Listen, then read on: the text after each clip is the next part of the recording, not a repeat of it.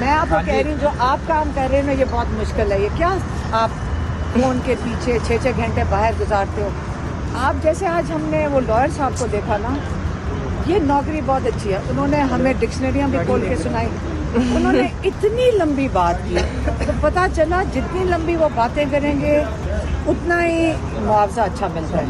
ان کو ملا گیا, ان کو کہا گیا ہے جو بیچارے جو ہمارے لائر صاحب ہیں جو پروسیکیوشن کے ہیں حکومت کے, ان کو کہا گیا ہے کہ آپ کو اتنا اچھا انعام ملے گا جتنا آپ اس کیس کو لمبا کھینچ سکتے ہو. تو ان کی مہارت یہ ہے کہ اس کو اتنا لمبا کھینچ رہا ہے کہ ہم بھی ان کو داد دینے سے اب اپنے آپ کو روک نہیں سکتے. کہ اس کیس میں جو ایک کہتے ہیں نا کہ لاش مری ہوئی لاش سائفر کو گھسیٹ رہے ہیں, آخری سانس ختم ہو چکا ہے. اور ان کی مہارت کو ہم داد دیتے ہیں کہ وہ ایک مرے ہوئے کیس کو اب انہوں نے کہتے ہیں 4-5 دن اور چلانا. تو یہ جب تک وہ شخص دینے کی کوشش کریں وہ ریسسیٹیٹ نہیں مردہ لاش ہے بالکل.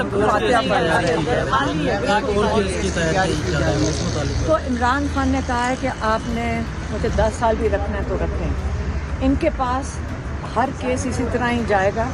اور جوڈیشری جو ہے ان کے اوپر بھی بڑا پریشر ہے کیونکہ اس وقت جوڈیشری کے ساتھ زیادتی یہ ہو رہی ہے کہ ان کا بھی مذاق ہو رہا ہے کہ وہ اتنا لمبا کیس گھسیٹنے کے اندر. آپ کا خیال ہے بیچارے ججز کے اوپر پریشر نہیں ہے کہ آپ ایک انصاف دینے کا بھی مذاق بنا دیں. تو عمران خان چاہتا ہے کہ آپ ہر چیز اپنی آنکھوں سے دیکھو کہ پاکستان میں سلو موشن میں اب چل رہا ہے کہ پاکستان میں انصاف کیسے دیا جا رہا ہے. اور کیا پتہ اس کے بعد ہم سارے فیصلہ کریں گے کہ ہم معافی چاہتے ہیں باقیوں سے جن سے ساتھ آج تک بے انصافی ہوئی ہے. جب اپنے ساتھ ہوا ہے تو ہمیں سمجھ آئی ہے کہ یہ کتنا نظام ختم ہو چکا ہے کہ ہم سب کو مل کر اب اس کے اندر تبدیلی لانی پڑے گی اور اپنا انصاف کا نظام ٹھیک کریں گے تو آگے ہماری اور آپ کی سب کے ساتھ بہتری ہوئے گی.